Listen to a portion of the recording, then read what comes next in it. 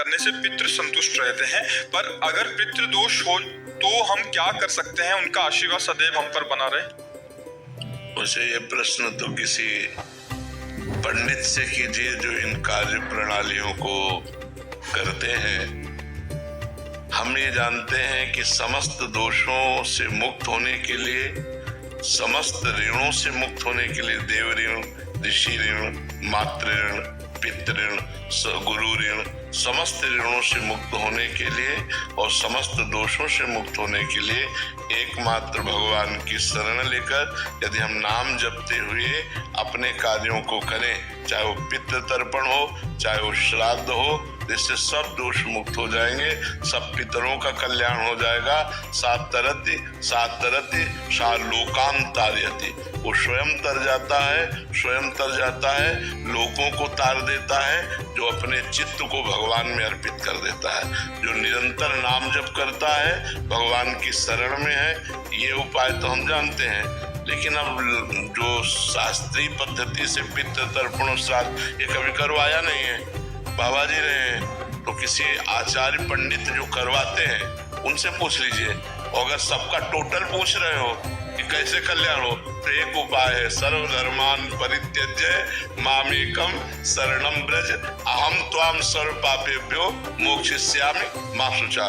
भगवान कह रहे हैं, राष्ट्रपति है, मुकदमा हार गए, फांसी की सजा हो गई, तो एक उपाय है, राष्ट्रपति माफ कर सकता है, दूसरा ले। तो भगवान अखिल ब्रह्मांडों के अधिपति हैं, उनकी शरण में होकर नाम जप किया जाए, सर्व मंगल हो जाएगा। इसलिए हमारे तो यही उपाय पता है। अगर और छोटे मोटे उपाय जानने हो तो किसी आचार्य से मिलो जो आपको ऐसे उपाय बताए, हमको तो इसका ज्ञान है नहीं जी। अजीत दुबे जी, दादा वल्लभ श्री हरिवंश महाराज जी, क्या नाम जप करने से बिगड़े हुए कार्य में सफलता पाई जा सकती है? बिल्कुल यही तो एक उपाय है जो बिगड़े हुए कार्य को संभाल दे, यही उपाय है, दूसरा कोई उपाय नहीं। भगवान का नाम जब सब बिगड़ी बना देता है, आप जप के देख लो। लेकिन ध्यान रखो, बिगड़ा है 100 ग्राम और भजन है 1 ग्राम, तो अभी बिगड़ी नहीं बनेगी। जब 100 ग्राम के ऊपर वजन बढ़ेगा तब आपको फटाफट सब कुछ बनता नजर आएगा।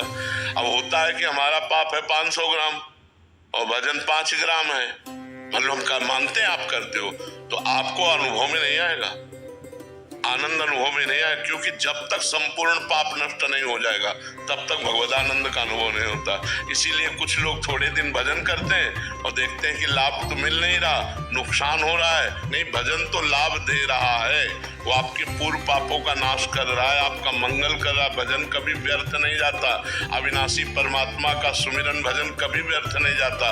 इसलिए नाम जप करो, बिगड़े काम बनेंगे, पर संभल लो। हम इस बात को दिमाग में बैठा लो कि जितना तुम्हारा गलत आचरण जब तक वो नष्ट नहीं हो जाएगा तब तक आपका मंगल नहीं होगा। पुण्य कर्म के बस थोड़ा सुख आ जाएगा, पाप कर्म के फल दुख आ जाएगा, लेकिन जो मंगल है एक बार शुरू हुआ तो कभी अमंगल नहीं होता जीवन में, ध्यान रखना। अमंगल होते होते मंगल हो जाता है, दिखाई देता है अमंगल हुआ मंगल हो गया। कई बार हमने कहा कि तलवार आएगी, वो गले तक वो हार बन जाएगी, वो तुम्हारे गर्दन को नहीं काट, सीम की चाप से को तासु बड़ रखवार रमापति जासु, पर इतने में तो हालत खराब हो जाएगी।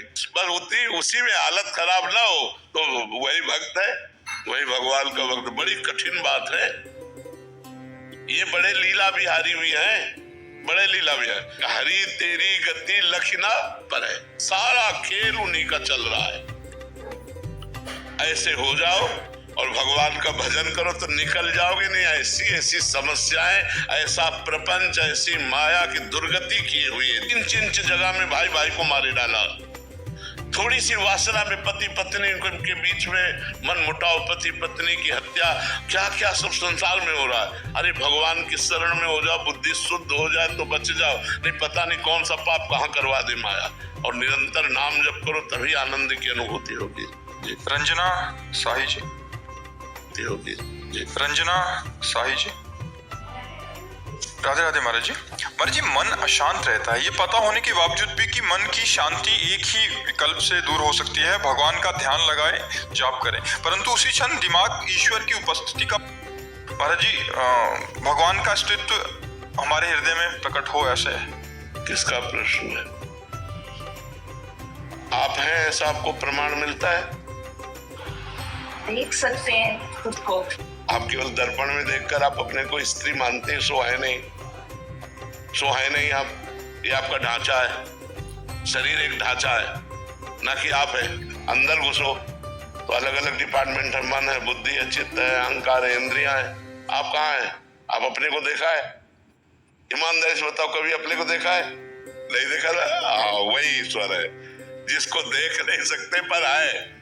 आप है, इतना तो है ना कि आप हैं। आप क्या है खुद अपने को नहीं जानते, जबकि आप ईश्वर के अंश हैं। तो उस महान को कैसे जान लेंगे बिना साधना के? जब साधना की जाती है तो अपने आप का साक्षात्कार होता है, उसे कहते हैं आत्मबोध। आत्मज्ञानी वो मोक्ष को प्राप्त हो जाता है, जो अपने को जान जाता है। और जो परमात्मा को जान गया वो प्रेम को प्राप्त हो जाता है। महाराज जी आप तो संत हैं, आपको तो प्रमाण है प्रभु का भी। नहीं, आप ये बताओ, क्या बुद्धि से आप उस परमात्मा को जान सकते हैं? अगर वो न जाना चाहे तो जान। अरे आप में बैठा है, हम सही बात कह रहे हैं, आप ही हो। हम जो सत्य बात कह रहे हैं, गंगा जी की एक चम्मच चाहे गंगा जल निकालो या एक टैंकर निकालो, बोलोगे क्या? तो पूर्णमदः पूर्णमिदं पूर्णात् पूर्णमुदच्यते पूर्णस्य पूर्णमादाय पूर्णमेवावशिष्यते। उस पूर्ण का जो अवशिष्य होता है, अवशिष्ट शेष भाग, वो भी पूर्ण होता है। तुम परमात्मा स्वरूप ईश्वर अंश, जीव अविनाशी, चेतन अमर, सहज सुख राशि। हम लोग शरीरों में पड़ गए, इसलिए हम समझ नहीं पाते कि ईश्वर क्या है। ये अनंत ब्रह्मांड, कृत माने होता है रचना, कृत माने रचना होता है ना। ये प्रकृति है नहीं, प्रकृति है कृति, ये प्रकृति। किसी की रचना है कि नहीं? अपना काम समय से कर रहे तो कोई तो है जो सबको संभाल रहा है। जो सबको संभाल रहा है वही परमात्मा है, वही ईश्वर है। अब वो अव्यक्त है, उसके लिए साधना करनी पड़ेगी। जब तक साधना नहीं है, भजन नहीं है, तब तक उसका परिचय नहीं जान सकते। ब्रह्मविद ब्रह्म ही भवति, और जो ब्रह्म को जान गया वो ब्रह्म स्वरूप हो गया, वो परमात्मा स्वरूप हो गया। कहीं न कहीं विश्वास करना पड़ता है। जैसे माँ अपने बेटे से कहती तुम्हारे पिता है, तो विश्वास कर लेता है ना। अपने पिता का परिचय सिर्फ माँ से जानता है, सिर्फ माँ जानती इसका पिता कौन है। ऐसे सदगुरु भगवान का परिचय दिलाता है। विश्वास करो, कोई कण नहीं जहाँ भगवान न हो, कोई क्षण नहीं जहाँ भगवान न हो। तुम में भगवान, यहाँ भगवान, सर्वत्र भगवान विराजमान है। ये जो बिजली है वही परमात्मा है, जो ऊर्जा है वही परमात्मा है। जिससे हम हिल डुल रहे हैं ना, ये परमात्मा से हिल डुल रहे हैं। जैसे कार्य अलग अलग है, उसका क्षेत्र अलग अलग। पंखा, हाइड्रोजन, एसी, तीनों के कार्य अलग है। एक प्रकाश दे रहा है, एक केवल हवा दे रहा है, एक शीतल हवा दे रहा है। लेकिन बिजली एक ही है ना। तो एक दुष्ट खोपड़ी में वही पावर गया, वो दुष्टता कर रहा है। एक साधु खोपड़ी में वही पावर गया, वो साधुता कर रहा है। ये जो पावर है ये परमात्मा है। ये जब रूप धारण करता है तो राम रूप, कृष्ण रूप और जगत रूप, ये सारा रूप उसी का है। अब जब तक भजन नहीं करोगे तो ऐसे अपनी छोटी बुद्धि है, छोटी बुद्धि एकदम बहुत छोटी, इतनी छोटी बुद्धि है कि 50 वर्ष तो 40 वर्ष तो हो गए होंगे आपको इस शरीर में रहते हुए। 50 वर्ष में 5 सेकंड भी आप अपने से नहीं मिले। कि 50 साल रहते हो, ज्यादा बड़ा घर नहीं, 3.5 हाथ का है। अपने से नापा जाए तो 3.5 हाथ का ये घर है। अपने से मिलना क्या है? हाँ, यही तो जान जाते, सबसे बड़ी बात। शरीर का राग नष्ट हो जाना। हमने तो माना है कि ये जो शरीरधारी का जो नाम है यही मैं हूँ। नहीं नहीं नहीं, ये तो सबको ही जानते हैं, यही रह जाता, जला दिया जाता है। बोले वो निकल गया जो था, तो था कौन? उसी की तो बात कर रहे हैं। था कौन? वही परमात्मा, वही परमात्मा, दूसरा कोई नहीं है, वही परमात्मा है। यही तो छुपा छुपी का खेल है, वो आपके अंदर छुपा है, आप बल के छुपा है, आप ही आप। जब खोजने गए तो जब वो मिला तो खोजने वाला नहीं मिला।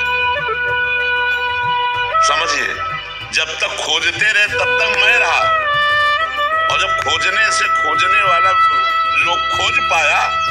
खोजने वाला नहीं रहा। उसको कबीरदास जी कहते, जब मैं था तब हरि नहीं, और अब हरि है तो मैं महाराज जी मैं कौन है इसमें और मेरा कौन? मैं परमात्मा है, मेरा परमात्मा है। मैं परमात्मा है और मेरा परमात्मा है। अब मैं देहधारी पुरुष हो गया तो मेरी माया हो गई, मैं देहधारी स्त्री हो गई तो अब माया फैल गई। मैं शुद्ध ब्रह्म है और मेरा जो कुछ है वो सब ब्रह्म है, क्योंकि सर्वम खलविदम ब्रह्म ने नानास्त किंचन, उस ब्रह्म के सिवा कुछ है ही नहीं। तो मेरा जो कुछ है वो सब ब्रह्म ही है। क्या सुनने मात्र से इसका ज्ञान हो जाएगा? नहीं, नायमात्मा प्रवचने न लभ्या न मेधया न बहुना श्रुतेन। ये आत्मबोध न प्रवचन से प्राप्त होता है, न प्रवचन सुनने से प्राप्त होता है, ये भजन करने से प्राप्त होता है। खूब नाम जप करो, भजन करो और शास्त्रों का स्वाध्याय करते रहो। और सोई जानई जिहि देहु जनाई, जानत तुम्हें होए जाए। कितनी बढ़िया बात गोस्वामी जी कह रहे। वही जान पाता है जिसे आप जना दो, जो जान गया वो आप ही आप हो जाता है, तुम्हें हो जाए, वो भगवत स्वरूप हो जाता है। अब नाम जब करो सके तो धीरे धीरे समझ में आ जाए भगवान का। जी मेरी मदद की कुछ अर्सा पहले डेथ हुई, वही सब कुछ थी। देखो इसका नाम मृत्यु लोक है और डेथ किसी की होती नहीं है, मृत्यु किसी की नहीं होती, परिवर्तन हो जाता है। जल तत्व जल में मिल गया, अग्नि तत्व अग्नि में मिल गया, वायु तत्व वायु में, पृथ्वी तत्व पृथ्वी में मिल गया, आकाश तत्व आकाश में चला गया, और जो अंदर परमात्मा का अंश है वो परमात्मा में मिल। अगर वो मोक्ष को नहीं प्राप्त हुआ तो अपने कर्म अनुसार दूसरे शरीर को चला, मरा कोई नहीं। रूप परिवर्तन, शरीर परिवर्तन, इसे हम मृत्यु मानते हैं, और नए शरीर में जाना उसे जन्म मानते हैं। मरा नहीं। वही अगर मोक्ष को प्राप्त नहीं हुआ तो अगला जन्म धारण करेगा, पशु पक्षी मनुष्य देवता, जिस कर्म के अनुसार। मरा तो है नहीं। मरा कौन? मेरा माना हुआ संबंध। ये मेरे पिताजी थे, ये मारा, ये मेरी माँ थी, ये मेरा पुत्र था, ये मेरी पुत्री थी, और जहां उसका परिवर्तन हुआ कर्म के अनुसार तो हम मान लेते हैं वो मर गया। कुछ नहीं मरा, कुछ भी, किंचन मात्र भी कुछ नहीं मरा, पर रूप परिवर्तन हुआ, बिखर गया, आगे जाके समिट गया। पंचभूतों का रूप बन गया। बोले चिड़िया, अब भैंस, अब कुत्ता, अब भूत, अब देवता, जैसा कर्म हुआ उसके अनुसार नए शरीर को ग्रहण कर लिया। वो कभी मरता नहीं, जो तुम हो कभी मरते नहीं, और ये शरीर एक जैसा कभी नहीं रहता, इसका प्रतिक्षण परिवर्तन होता रहता है। देखो एक समय था बालक थे हम, एक समय था मुच्छ नहीं निकली थी, अब वो तारीख है नहीं याद जब मुच्छ निकली, किसी को याद है? हम ही माँ के गर्भ में रहे, लेकिन एक सेकंड का विज्ञान होता, हमें बताओ, एक सेकंड का, कि माँ के गर्भ में कैसा लग रहा था। एक सेकंड का विज्ञान, हम सब माँ के गर्भ से ही आए। ये भगवान की दुरंत माया है। जब तक हम भजन नहीं करेंगे तब तक ये हमारे ज्ञान को ढक लेती है। ऐसा लगता है कहाँ भगवान होता है तो ऐसा वो है, लेकिन कर्म के अनुसार आपको भोग भोगना पड़ेगा। अवश्य में भोक्तव्यम कृतम कर्म शुभाशुभम। हमारी बात मान लो, कोई किसी को दुख सुख नहीं देता, हमारे कर्म ही हमको दुख सुख देते हैं। केवल हम यहाँ कर्म करने के लिए इस शरीर को पाया है, मैं ये शरीर नहीं हूँ, ये शरीर छूटेगा। ये केवल कर्म करने का एक यंत्र है। अच्छे कर्म कर लो या बुरे कर्म कर लो, क्या हमको ऐसा ज्ञान है? नहीं है। ये शरीर यंत्र है, ऐसा ज्ञान नहीं है। हमको ये ज्ञान है मैं ही शरीर हूँ, मैं ही भोगता हूँ, मैं ही करता हूँ। तो कैसे जान पाओगे अपने को? करता भोगता अहंकारी मूढ़ आत्मा होता है। अहंकार विमूढ़ आत्मा करता हम इति मन्यते, वो अंधकार में है, वो कैसे जान सकता है अपने स्वरूप को? तो गुरु कृपा करें, उनके द्वारा साधना की जाए, तब हमारे अंदर ये ज्ञान। अज्ञानतिमिरान्धस्य ज्ञानांजन शलाकया चक्षुरुन्मीलितं येन तस्मै श्री गुरुवे नमः। और हम परमात्मा के हैं, इसकी पहचान। बाप का लक्षण बेटे से मिलना चाहिए। क्यों? बाप का लक्षण बेटे से मिलना चाहिए ना।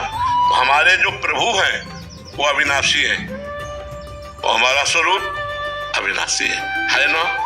अगर थोड़ा भी ज्ञान है तो इतना तो पता है कि हमारा स्वरूप अविनाशी है, ये रूप विनाशी है। दूसरी बात, हमारे अंदर एक चाह रहती है इस प्रमाण में कि हमारा स्वरूप अविनाशी है, मैं कभी मरूं ना। अमर होने की चाह होती है ना, क्योंकि मेरा पिता अमर है, मेरा पिता अमर है, परमात्मा अमर है ना। दूसरी बात, परमात्मा सुख समुद्र है। हम सब सुख चाहते हैं कि नहीं? और ऐसा सुख चाहते हैं जिसमें दुख किंचन मात्र ना हो। ऐसा सुख चाहते हैं ना सब, हमें दुख किंचन मात्र ना हो और सुख ही सुख मिले। क्यों?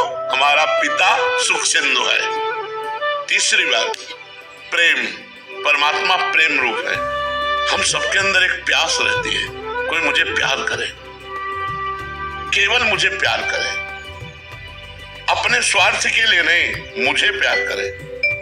ऐसा यहाँ कहीं नहीं है, वो केवल परमात्मा से ही प्राप्त होता है, क्योंकि परमात्मा ही प्रेम स्वरूप है। कई ऐसे लक्षण हैं, जैसे हम नंबर 1 होना चाहते हैं जिस डिपार्टमेंट में, क्योंकि हम नंबर 1 के हैं उसका नंबर कोई भी महात्मा उठाएगा तो ऐसे कहेगा ना, परमात्मा वो नंबर 1 है ना, वो नंबर 1 है तो हम है ना उसके बच्चे। हम अविनाशी, मरना नहीं चाहते, हम सुख सिंधु, हम सुख चाहते हैं, हम अमर होना चाहते हैं, हम नंबर 1 बनना चाहते हैं। ये सब हमारे पिता के लक्षण हैं। बाप के लक्षण बेटे में आते ना, हमारे पिता परमात्मा है, उनके हम बच्चे हैं, उनके हम अंश हैं, इसलिए हमारी ये चाहते हैं। अपने अंदर ढूंढ के देखो तो आपको लगेगा हम सबसे अलग हैं, इन चेहरों से सबसे अलग है। और जब अंदर वाली पहचान हो जाएगी तो लगेगा हम ही सबके अंदर है, दूसरा कोई नहीं, एक कनेक्शन है। इसकी बिजली का हम अलग है, इसकी बिजली का हम अलग है, तो प्रमाण भी दे सकती कि तू केवल हवा देती मैं लग। पर सही पूछो, अगर बिजली का